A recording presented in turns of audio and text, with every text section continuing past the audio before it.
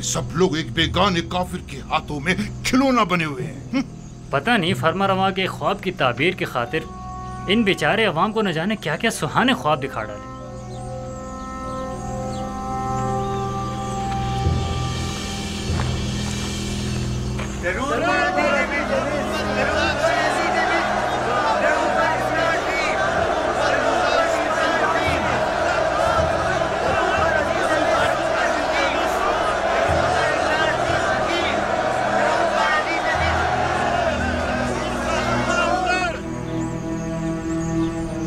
शुरू खुदावंद मर्द में मिस्र के नाम से, वो खुदावंद के जिसने मिस्र और मर्द में मिस्र को खल्क किया।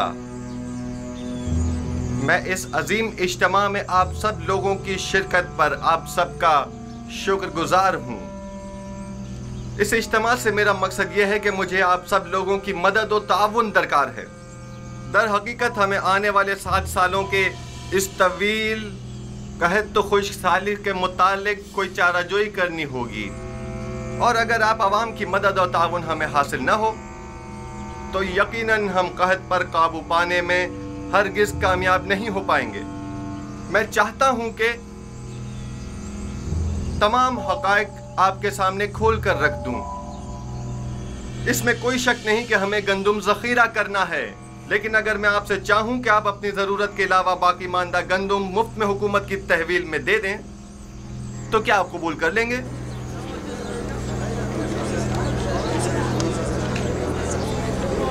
वो तो जाहिर है कि नहीं करेंगे। भला हम अपनी मेहनतों का समर हुकूमत के हवाले क्यों करने लगे? हत्ता कि मैं तो एक मुट्ठी गंदुम भी किसी को ना दूं। तुम भी अगर किसी को मुफ्त में गंदुम दे देते, आज हमारी तरह गरीब होते, दौलतमंद ना होते।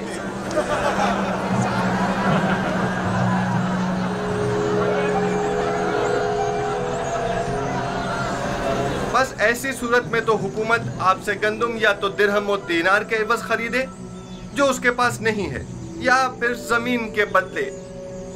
बहुत खूब, हम अगर जरूरत के मुताबिक कुछ गंदुम जमीन के एवज खरीद भी लें तो गंदुम के जखायर की हिफाजत के लिए जो गोदाम दरकार होंगे वो किस सरमाए से तामीर करें, और उसके मजदूरों और कारकुनों की उजरत हम कहां से अदा करें, और वो काश्तकार जो अपनी जमीनों पर काश्त करते हैं हम उनसे गंदुम खरीदने के लिए कीमत कहां से अदा करें। आखिर उस गंदुम की खरीदारी हम किस तरह करें?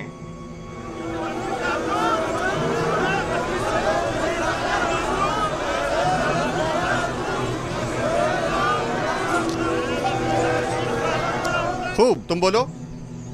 आखिर हुकूमत मिस्र के पास इतना सरमाया क्यों नहीं है? क्योंकि हुकूमत मिस्र के वहमो गुमान में भी न था कि एक दिन ऐसे बड़े कहत का सामना करना पड़ेगा और उस पर काबू पाने के लिए इतने कसीर सरमाए की जरूरत पड़ेगी। लिहाजा इसमें कोई शक नहीं कि आप आवाम की मदद और ताउन के अलावा हमारे पास कोई और रास्ता नहीं। क्या आप हाजिर हैं कि हम एक दूसरे के बाहमी ताउन से खुद को इस जानलेवा बहरान से निजात दिलाएं? बिल्कुल, क्यों नहीं। बिलाखिर हमें अपनी निजात के लिए कोशिश तो करनी होगी। हम ताउन तो करना चाहते हैं, मगर कैसे करें? इसका तरीकाकार मैं आपको बताऊंगा। सबसे पहले महसूलात की मुआफी के जरिए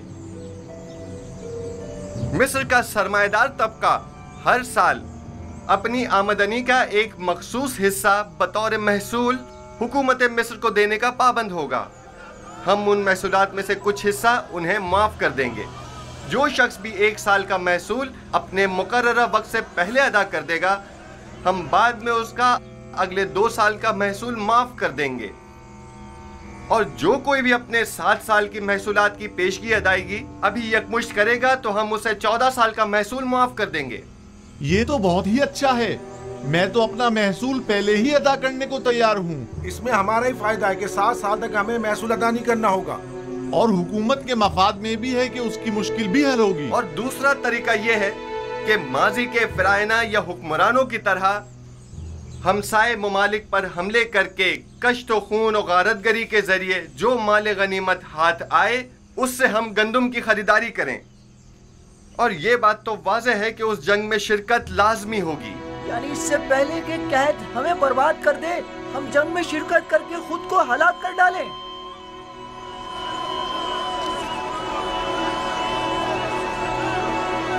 बहुत खूब, बहुत खूब, मैं भी जंग के हक में नहीं हूं।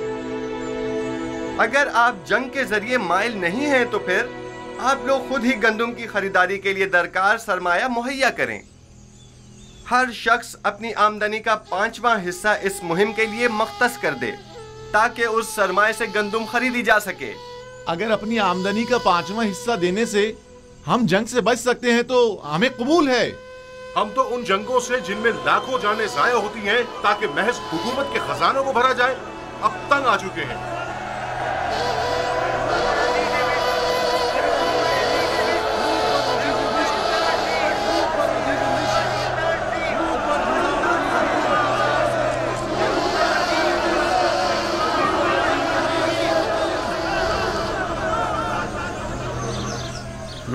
सिर्फ फरमा रवा की जमीनें यूं काश्तकारों को बख्श कर माबद की कामयाबी के लिए राह हमवार कर रहा है।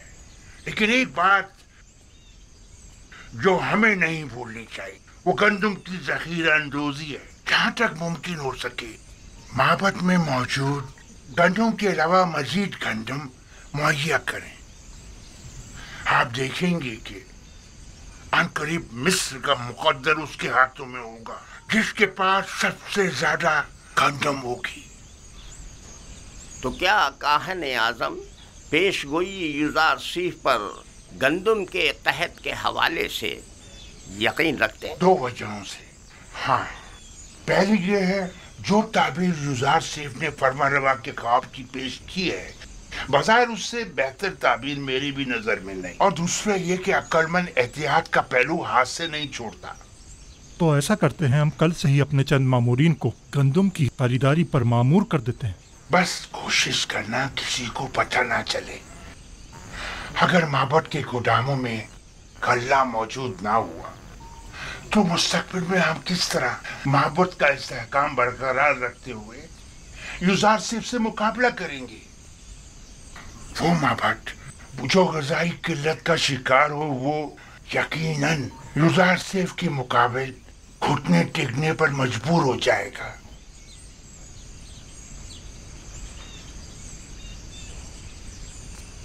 नहीं, तुम रुको।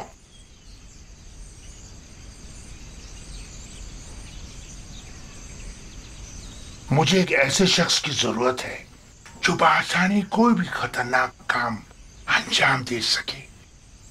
पता लगाओ और मुझे बताओ। ताली जनाब।